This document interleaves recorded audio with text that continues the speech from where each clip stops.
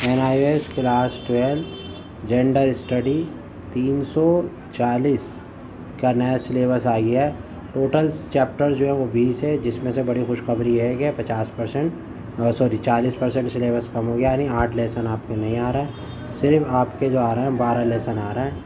6 objective मतलब 50% उसमें से ऑब्जेक्टिव टाइप और 50% सब्जेक्टिव टाइप, यानी 50% MCQ आएंगे 6 लेसन के, और 6 लेसन के मतलब लॉन्ग क्वेश्चन टाइप आएंगे।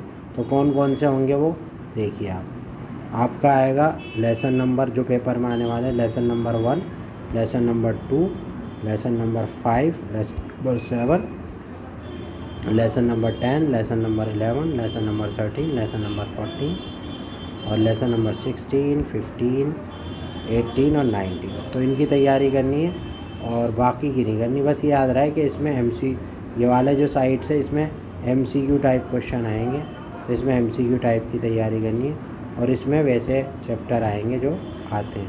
तो लेसन नंबर इसमें से नहीं आएगा ये वाला, आप लेसन नंबर 3, 4, 6, 8, 9, 12 ये आपका नहीं आएगा। तो इसकी तैयारी मत करना, सिर्फ आपको जो मैंने बताया उनकी तैयारी करना।